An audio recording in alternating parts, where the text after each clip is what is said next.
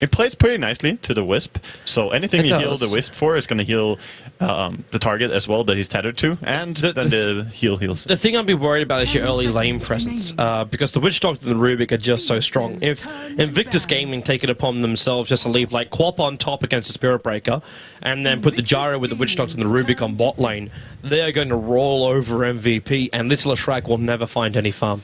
Yeah, that is a possibility, but it also depends. I don't think they want to get the Spirit Breaker against the Queen at all. I think that's the Nightmare lane, so yeah. MVP will have to try and work around that, find a laning that will fit them.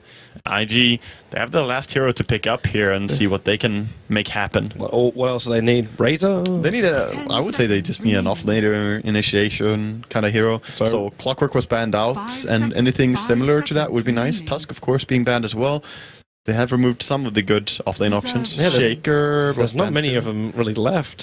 Shaker. Like, unless you want to go into like the Bat Rider pool. Nah, they wouldn't do that, I think.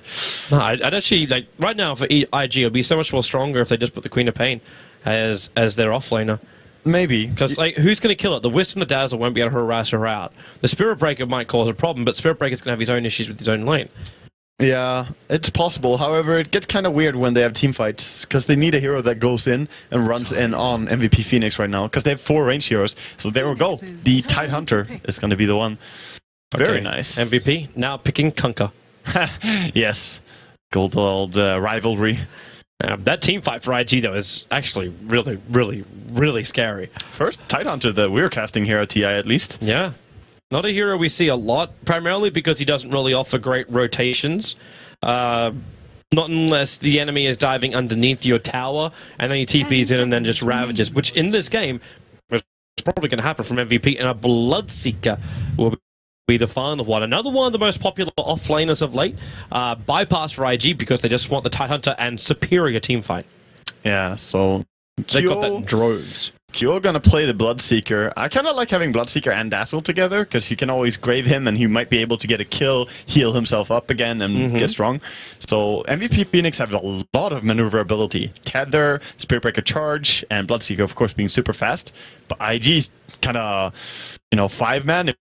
If they ball up together, that's terrifying. Witch Doctor, Death Ward, Queen, Gyro. Oof, a lot of scary stuff. It be game time, though. So, our final series of the day, there is still more Dota action coming up to you for those out there who are not exhausted from all the Dota which we have been watching over the course of the last 3 days, as well as the wildcard. Congratulations, you have stamina of an ox. Yeah, truly. And I know we're starting to get to a point where we're getting very, very tired at the end of every single day, but the Angie is always there for a game. If it's like our first game of this series, it's always there for games like that. As MVP go up against Invictus Gaming, MVP trying to keep their hopes alive to get up into the top 4 and potentially the winner's bracket of the main event for TI5 held in Key Arena. Only a couple of days away. I checked my imaginary watch. I mean, it's soon-ish. The third. Soon-ish. Yes. Our trademark time, except we actually know when it's going to come. Oh, nice to see the Wisp breaking some trees here, making it easier to stack and pull. So looking for them to do a dual lane mid, so Wisp can go down and pull there. So it's going to be Bloodseeker mid. Yeah, Bloodseeker mid with the help of Wisp. March then goes to the top lane. He's going to get his wish. It's not up against the Gyro. It's not up against the Queen of Pain. It will be up against the Gyrocopter. Yeah. And Quap will run the mid. Chuan and Faith probably going to do a lot of roaming early on. Do we have? There's no smokes on them, so they're not looking to roam gank. But they'll probably end up down a bottom lane pretty early. KP would be the Leshrac core, so #1 position for them as far as farm priority. And that leaves Nuts as the Dazzle supporter. And Luo, want to see how successful he's going to be on this off lane as the Tidehunter. Yeah. Well, off-lane Tidehunter, see if it makes or breaks here as, first game casting the Tide at TI.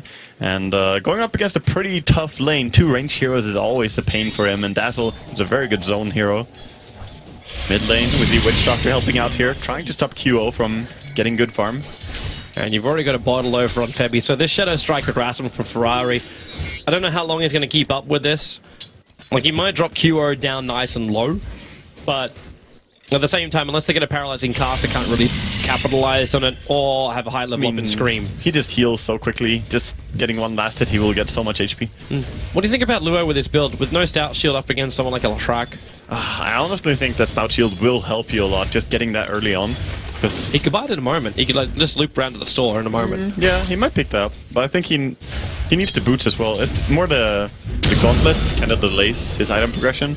If he doesn't get boots, he's gonna take even more attacks as well. So it's tough to say. Should be mentioned, Wisp already getting the double stack here on the big and medium camp. Doing a good job in Luo, being harassed away by Nuts. Yeah, he's just keeping as far back as possible. It's almost one of these times where you want to play like classic Jimmy Dota. Get yourself into like the tree line just on the right side here, or loop into one of the trees in here, and just soak up the experience. Don't even think about last hits, just get the experience, get your Ravage, and then be useful. Be sneaky. Yeah. I remember way back, actually, Pinoy used to do that as well when he played offlane. Yeah, here he's pulling. Now, this is so sad as a mid player. This pull got so heavily nerfed, primarily because you couldn't really do the pull anymore. And yeah, Ferrari's realized what the hell's going on. He's coming down here to do something about it. So at least maybe he can find a couple of last hits from this wave. And well, he might even get like, okay, he's not going to get any of the neutrals. He'll take a little bit of damage, and Febby's going to try and harass him out of here. And a haste rune for Nuts. Well, Ferrari's going to have to blink, and look at Nuts. He's already moving into a position so he can just run after him. The charge will keep the vision of Ferrari, which means Nuts also being tethered up. They're going to get the first blood. It's MVP on Invictus Gaming. The dream is real for Korea. That's just so sad that he found a haste rune there. Really unfortunate for Ferrari, but it's high risk to go in there and contest that pull, even though you get 2 creeps. But as a mid player, I can't say that I wouldn't do the same. You just get so frustrated when your mid lane is pulled. But what can you even do to stop this? Like, honestly, it's just shenanigans, Toby. Like this. The upside is, though, there's no trolls in here anymore. Yeah. So Febby doing this pull is really difficult, because the only way this pull works is if actually he's got the set of banishes. He can tether when there's an attack in the air from any of the setters. But that's it. Like the 2 set of banishes are the only things that do those range attacks. That's the way the only way let's see if he that can get it pull now. works. He's gonna try now. Oh, there's the attack. Missed it. Missed timing. Very, very difficult to do. Oh yeah, it's definitely hard to do. So QO. Tidehunter's so low that he's able to just jump in down the middle lane, but Tide's back at base now. So that movement speed disappears. Nuts has also been doing a good job stacking up the other big camps, so the entire jungle of MVP is being well used here. As IG not doing as much with their jungle, and mid lane is definitely struggling a little bit. But they're getting the short end of the straw. I always have faith in burning farming. Yeah. 21-10 on the gyro is farm. And Leshrac, uncontested farm as well. It's and it's going to be one of these games where we'll probably look about 10 minutes in and we'll go, that's how it's meant to pan out. Yeah, they just want to lane like this early and get something going. Then they're going to start moving together, so roughly in 6 or 7 minutes or so. MVP actually have those camps stacked up so much that either they did just deny the creep wave that comes in, or it has to be flash farm, because they can't farm it themselves anymore. I mean, they can farm it with the Leshrac.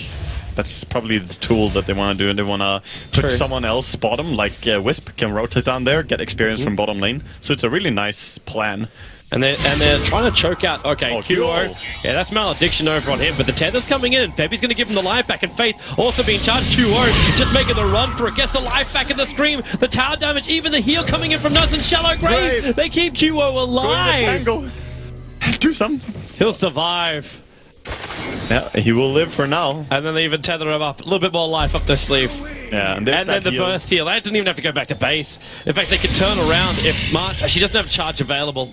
And there's no rupture on QO. And suddenly Bloodseeker had full HP again. Damn, so quick heals. You even think that rotation would be worth it for IG at the start, and then nope. Yeah, that looked so good for them. And QO loves it when this kind of stuff happens. So Tide drops a little bit in the bot. He does chip damage on Ferrari. And he's just so powerful. Like, how do you even gank a hero like that when you have to keep in mind that the Leshrac Lightning, which is level 3, would drop the Tidehunter down a little bit, and then the Bloodseeker just becomes so much more powerful. Yeah. The Leshrac is getting all of that money, getting really fat. And he's gonna just go from camp to camp and clear the entire jungle, I reckon. I don't see why not. Is it stun as well, or lightning? It's lightning to Pulse Nova. And then Febby just keeps the tether on. Yeah, the Pulse Nova helps farm it so easily. Even the golems. Poor golems, not even resistant anymore. This is why everyone fears Leshrac. This is why you take the Leshrac out. He is so efficient at doing whatever he wants to do, be it from kill to farm to team fight. Yeah, definitely. And when he gets a few items, he just turns into such a monster. When he has that Bloodstone up, if you rush it, super, super strong. He's got more net worth than the Gyrocopter now. Yeah, he does. And that's where Burning farming really well, of course. Yep. Like normally say, oh, that's fine. Like a core, like a number 1 versus number 1 position he should have more farm anyway. But it's Burning. Like getting advantage on him is so difficult. Now Luo, March not going to charge it in. Actually got his 17% bash and one of the melee creeps instead. Oh my god. But Nuts having a double damage rune. They're just pushing through this tower. Yeah, they are. Looking at the last hits on this Leshrac, he has 63 last hits, 6 minutes, and 10 last hits per minute now is what he's keeping up at. Pretty good for first 6 minutes of the game. Are they actually going to do that? They have to back up. The tower's outside Dinar range. March being picked up by KP. Looking for the lightning over on Chorn. Doesn't bounce. And then the shallow grave. There's no stun available, so it's a safe TP out. But Nuts though. Oh, he could maybe Magic One and TP, but... Yeah, sticks and TP, but Chuan, no telekinesis. Yeah, he's actually out again. TP, most powerful item in Dota. Been proven again and again here on the stream 2 today. You on the mid lane, a little bit in danger here. He's hitting Ferrari so hard! Oh my god. It looks like Ferrari at the advantage. Now the Malediction will kick in. Where is this Dazzle? Where is it? He's back at base with no Shallow Grave. QO, that Malediction should be enough. Tether in, heal, Peppy, heal. He's alive. He is fine. Gonna be good. And again, just kicks into jungle and is gonna farm. And he's looking at a very, very fast Treads and Midas. Dear God, MVP are having a dream start here for their team. It's kind of funny because like most Midas we've seen, like we look at the RTZ timing when he would run it. And it's like even like a half semi, like that's when Secret were running normally like aggro style lanes.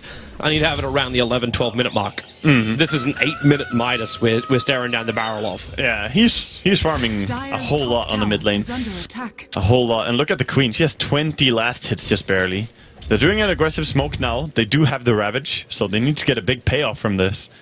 Where are they going to find it? They could try and stop the farm, but while Febby's sitting behind him, like Chorn's going to get the pickup over on Wisp. He goes to the Bloodseeker to start with. There's no tether, but there's your Ravage. Ferrari will jump in as well, and they will get the payoff. It's the double kill on the Bloodseeker as well as the Wisp. And getting it on Burning as well. That's the hero that you want to have it on. Gyrocopter, make him snowball into this game. But that is your Ravage committed now. You're losing your tier 1 tower on bot lane. There's no fortification to save him. So Nuts will take this last hit, which almost gives him his arcane boots. It almost seems like MVP has a little bit of lesson learned there from C9, because they were definitely winning a lot of the games just by using the map better. And this time C9, MVP, yes, they got ganked, yes, they lost 2 heroes, but they're pushing side lanes already. Yeah. And that means March also finding levels on top. He's about to hit level 6, so you're going to add Nether Strike into this movement gank. Speaking of movement, the Bloodseeker running up north. Queen of Pain's a little bit low, so he's moving around with 4-6-2 movement speed at the moment. So fast and so furious. Just even, like, it's just treads.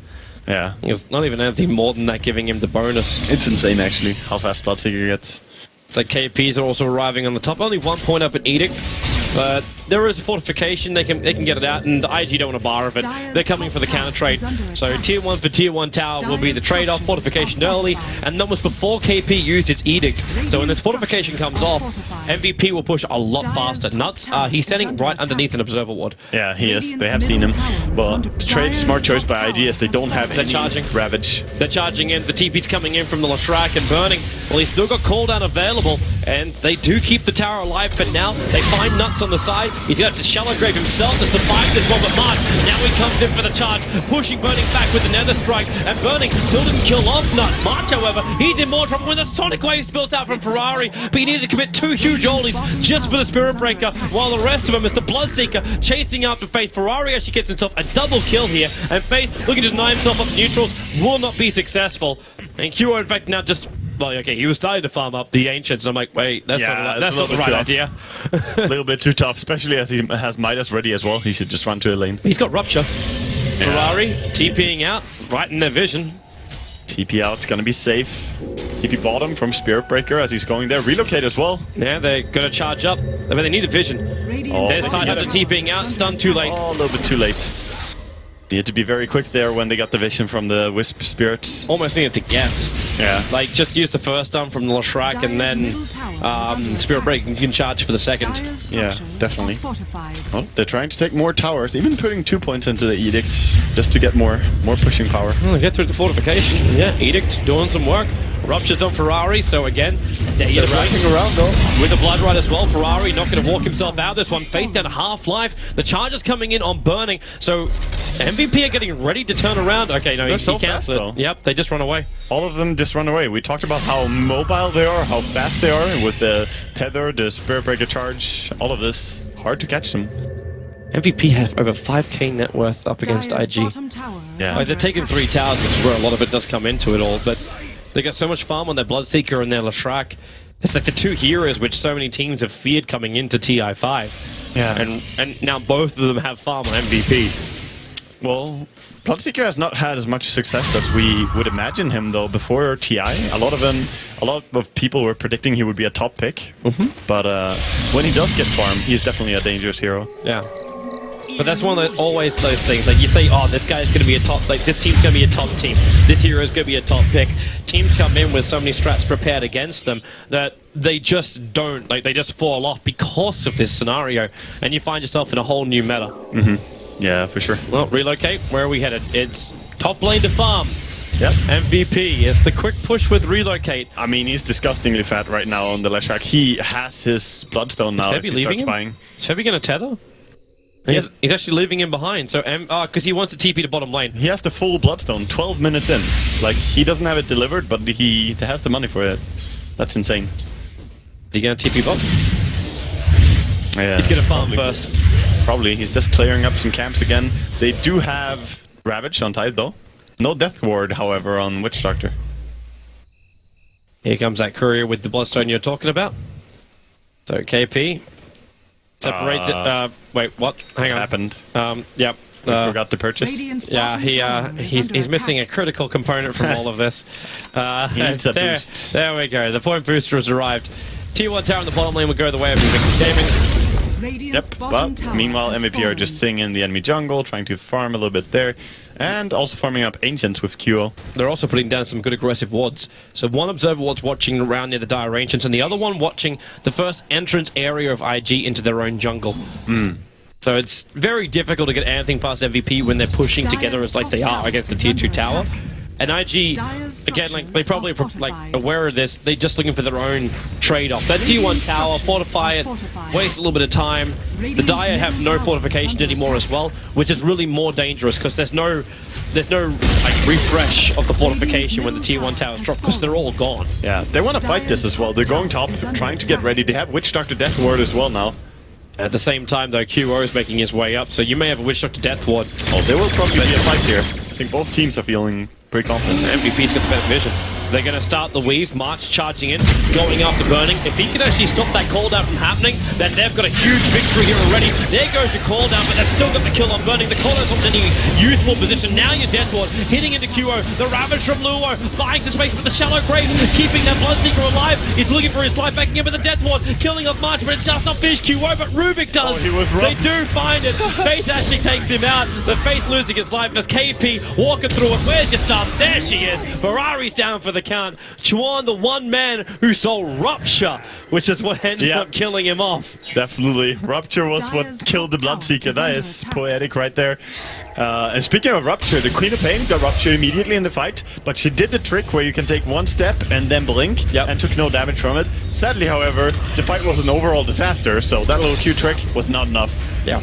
It's just a full fight for MVP. KP Phoenix walked in. What a time to also pick up a Bloodstone. Now he's got 12 charges on that thing. Yeah. And 1,700 gold after spending all of his cash. That's pretty neat. Pretty neat. That's an instant respawn right now. Yeah, I think he should just stack into the BKB straight away. Looking at the heroes on IG, I think he needs some protection when he goes into the team fights now. Bibi keeps doing this. Keeps relocating Leshrac to farm. He's acting more like a coddle. However, like when he comes back, he's not close enough to Burning for him to know. Yeah. I like what he's doing. It's really speeding up the farm a lot on this Leshrac. He might go for travels even already, just to keep farming the entire map with Lesh. But when you got a Wisp doing what he's doing already, going in for more tank abilities. Also, like, he needs the BKB up against the Tide Hunter. Definitely. Like, when he becomes a non-factor, fantastic. Leshrac almost wins the game by himself. You also ignore the Rocket Barrage, the Call Down, and some of the other annoying stuff like the Cask. But He started the animation to do the Rupture. Oh, Luo. That's not the place he wants to be. Bounty, March. Is he going to steal it just in front of him? And well, you can anchor smash all you want, but QO runs in with Wisp. Oh, yeah, this is going to be so easy for him. Yeah, they know that it should be really hard to contest this since he's dead. So no one will come. And instead, they just try and take the tier 1 tower, but the creep wave's a little bit too far back. So even now, if MVP want to, the relocate's on cooldown for 16 more seconds. But everyone's got TPs apart from the Wisp. So they can just charge themselves up on top. In fact, it's exactly where SB's gone. They TP in QO, and he ruptures over on Chuan. To go with a Blood Right, they need some kind of stun, but Chuan TP's away. Luckily for him, TPing doesn't trigger Rupture. Yeah.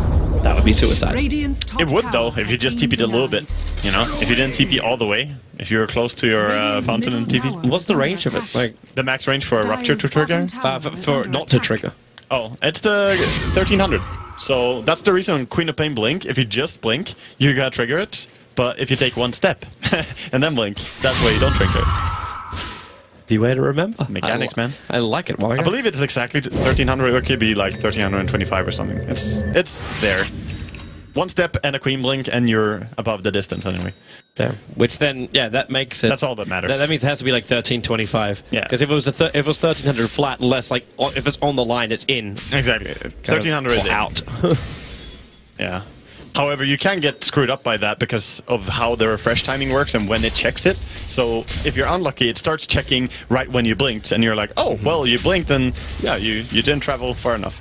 Well, looks like Leshrac doesn't want to go for the BKB. Instead, he's gone for a Yule Scepter build.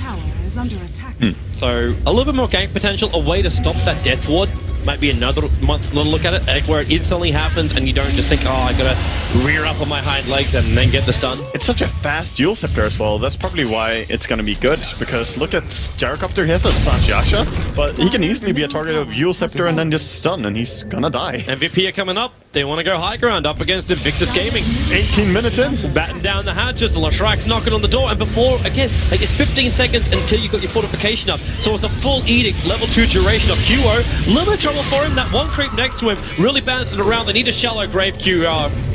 The Malediction's still going to do a lot of work, and the shallow grave won't last long enough, so they need more heal on him. Ashley, nope, they got him. There's the heal. And there's a creep. There's a creep to go back to full life. Like, leave it for me. Leave it for me. Oh, you cheeky devil, KP. He took it with lightning, of all things. Yeah. Wait, was that his? Yeah, it was his lightning. Worst kind of teammate right there. He's even taking the last. He's like, oh, you're dying? I'll just take your farm. He's like, you just take this one, man. You just take this one. It's like, can you at least, like, wear it down for me? Why is he actually not killing it? I don't know. Okay. Just fooling around a little bit with each other. Not to ask questions. Fivvy managed to find himself a bounty in Rune 2, so he's got 3 bottle choppers ready to go. And KP, there goes the edict. Fortification for IG, they will burn it. As the weave now starts from QO, from MVP. Mm-hmm.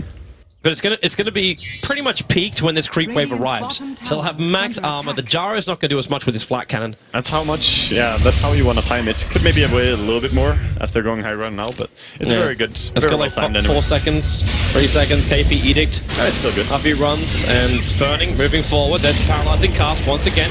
QO separated, but I'm hearing that rupture, and Luo's just walking it off. And now we'll TP back to base. Yeah, I don't think they can break this high ground already. It's too early. Why not? Like they're not burning too much for this. Like, Weave's the only thing they're really using. And as long as Leshrac can keep edicting, he's gonna bring it down bit by bit. There's no point going high ground now. I think this is the only way that IG can win this game, is taking a fight here in their base. But they're gonna go for it. Yeah. The Weave starts again. There goes your tower. QO a little bit too close, but they get through the tier 3 tower and now back up. Yeah. Or are they here for the long haul? Are they here? They're backing up. March has got farm to get on bottom lane so he can pick up his BKB. Yeah, that's fine as well. Just backing out now. But QO's got his. Like, he's got a full 10-second BKB and 1900 gold. Yeah. Leshrac, after the tower goes down, has now 1900 after picking up his Yule Scepter. He's got over 10k net worth. What's the Dazzler got? Medallion Treads, that's nice. Wisp got Treads, Urn, Soul Ring. everyone is picking up a lot of stuff on the side of MVP, basically, is the consensus. And 13 Bloodstone charges on that Lashrak. And still, 20 minutes in, you get 13 Bloodstone charges. And what's in return? Burning wants his BKB, but he's owning an Ogre Club into it. I don't really like this build as well, by burning. Going into Sanjiasha, going Sanjiasha into BKB feels a little bit weird. Every time I see RTZ or someone else go Sanjiasha, it's because they skip the BKB for so long. They go drums into Sanjiasha, into MKB, you know, that kind of stuff. I don't know. This just feels like it takes too long, and it only stacks up HP. Kind of a hard run as well when you look over at the Tidehunter. Like, he's building up a mech, so while the team fights are happening, like right now, Ferrari being initiated on, there's your Rupture. He'll blink. Yeah. He tried it. He tried it. Didn't get it there. No, he didn't. And they're worried. Wait, okay, yeah, the relocate's on bottom. But the Wisp can actually come down, or maybe he doesn't have to. Nuts is here with a burst heal burning. What a healthy man, and it was actually, okay, it's just Blood Riot stolen by Chuan. Qro's going to run himself out of this one. If he's going to TP out, but they have the Ravage as well committed. Oh, no. The Shallow Grave still did its work. Qro, he's trying to get some life back by killing off the melee creep. They're going to go mid now. They know that there's no Ravage. This is terrible. No Ravage, no Fortification. So Pulse Nova and Edict burns through the creep wave. Yeah, but the creeps, they have creep wave top, so it could go, but it's too dangerous, just the two of them. Yeah. They're gonna wait. They have BKB on Spirit Breaker coming in soon. Wait for the respawn on Bloodseeker, and then they can just go. Because Ravage timing is down for 2 minutes now, and they know it.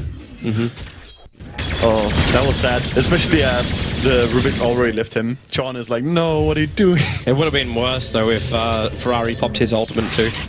Yeah. Like, if that ended up happening. Actually, what is Ferrari? Is Ferrari building Dagon? Or is that just a casual null talisman sitting in his inventory? He's going for the Ags. He had a null from before. Okay, good. So, because they'll be like, he's not going to kill anyone with a Dagon in this game. Not really. You can sometimes build it to bully the Wisp, but Wisp is really strong in this game. 14 or 1200 HP already. Yeah, he's getting closer to that mech as well. So once that's up, it's the Tether Burst heal. Luo's being charged by the Spirit Breaker. He's going to cancel that, though, as he realizes that's just not going to work. He actually stacked jungle by charging. Yeah, you see that? Yeah, he made this. I was like looking at that going, like, was that intentional? Mastermind. And Kira's like, sweet. And a minus usage. March, so smart.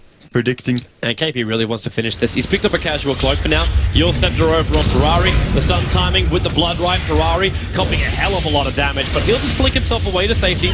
The charge was on too, and Nuts have to Shallow Grave into the Death Wall from Faith. Cancel almost instantly, however, as Euryal's not going to find a kill. The call down, that'll kill Nuts, but burning. Isolated by Qro, trying to man mode this one. But Qro, the Sonic Wave will bring him down, but not before the Gyro dies, and Mar's still going to work. KP with the Pulse Nova, he'll rip through the rest of IG, and they're relocating up and in after Luo. The problem is the paralyzing cast, making it so difficult, but even through adversity, MVP will now take the mid-racks. They have buybacks. If they want to hold this racks, they will have to commit it now. It's so expensive though, and it will set back the BKBs.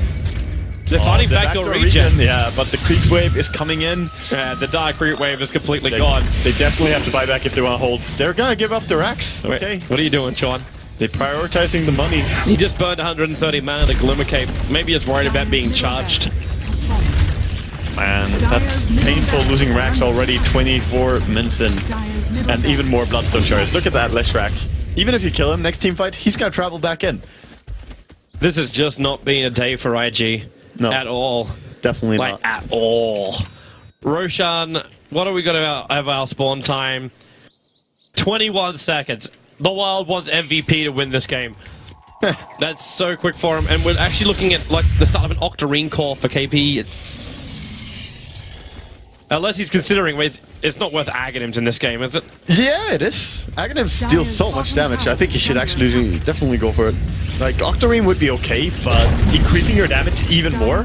Imagine how hard they would melt. The enemy team is not high enough level. In 400 gold, he has it. Yeah. Like, if he actually wants it in 400 gold, Sean again still Impulse Nova. This is like the worst thing he wants. Just run in, Sean. Like, what he's really hoping for is the lightning of the Lashrak. Yeah, that would be a very good deep pushing spell. Well, there's your running by KP.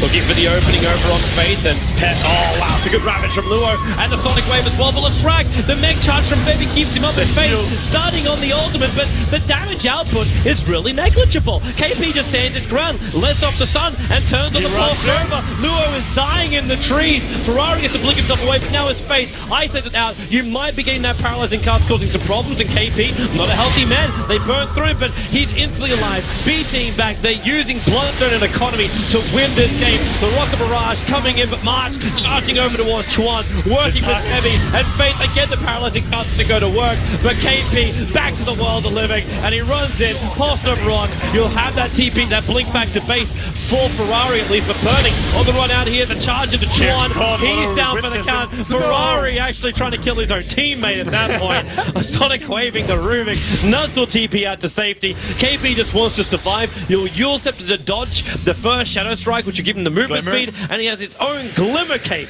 to run away to safety. The Burning Rocket is chasing him down, but there's a Yule Scepter in 11 seconds. He's got BTs in 1, he's got Glimmer in 4, and he's got a teammate arriving in. That's QO on the way in. Yeah, can he get the Rupture? He can run. Like, maybe he can actually catch up. The life is too low on Burning. Burning. He's got the movement speed. He does, but Burning's, like I said, he'll give it up really fast. So Lefrak has not purchased something. It is the evasion for. Oh, it's actually a full solar crest over on Dazzle. What KP purchased was the Glimmer Cape. Yeah. When he came back, that was it. That's true. Bought it up. It was successful. I let him live. Pretty interesting blood raging the Leshrac in these fights because he deals so insanely high damage. Oh, and anything he kills just heals him up as well. You really want to see that Aghanims now, don't you? I do. Like, it's only 300 gold, and Roshan is alive. But at this point, like, after a Glimmer Cape, maybe you should just buy up more HP at this point. But Aghanims would still be amazing, I think. Aghanims are still good stats points, and I don't think we have much of a point beyond Aghanims. Looks like KP is going to drop the Magic Wand. So this Aegis Immortal belongs to the Leshrac. Yeah. And with that money, he's got 3.2k. Is this the time? The Courier's back at base. He bought something. He bought Soul Booster. I see. So he's going for an Octarine. Yeah. That's fine too. I mean, Octarine is going to give him even more heal with the Blood Rage and even more HP so that he can actually run in here. And do they have any detection against this ward? Yule Scepter on Burning. Chuan looking for the Telepty scrap. Burning being stunned up. The Blood Ride's not going to help his life either, but the Glimmer Cape will protect him. KP, okay, dude, I know you're strong and you have an Aegis Immortal, but he's just charging him, but the Wisp keeps him up. Burning, it's a good call-out position, but Ferrari getting beaten down, and he blinks away, but the Rupture's doing the work. Burning turns on the Flag Cannon, but there's not enough damage. The Shadow Grave and Luo, you go with the Ravage, but it isn't going to be enough, no. KP, it's a triple kill for him. He's going nuts. He still hasn't lost the Aegis, and Febby is dodging it out, and he relocates. He went back to base. He's taking him to heal up the entire way as I've gone crazy with my camera, but they will be coming back in a moment. Yeah, Are they tethered? They're tethered. They're coming back together. He turns on the Pulse Nova, and then just burning through Burning. The Blood Right's in the perfect position. KP chasing after that Gyrocopter. He wants him dead, but he can't do it. Chuan with the telekinesis makes it difficult, but QO is back in the world. Seeker starting to kill stuff as well. So much going ham from MVP. That's it. Like, that's too much. This really is it. There's no buybacks available. Tide is short of it. He'll respawn, but he's got no Ravage. And they're still against the Aegis of the Immortal. And GG. MVP will 2-0 Invictus Gaming. To quote a famous caster that is not myself, I think IG was a little bit overrated coming into TI5. Oh, wow. Wow. That close though. Woo! Yeah. Alright, MVP. I'm saying it. I for one welcome our Korean overlords. Greetings. I want to see them tomorrow, and I wish them the best of luck. It's going to be tough. If they 2-0 Secret, they go through into top 4 and knock Complexity down. Like, Complexity would be spitting chips if that happened.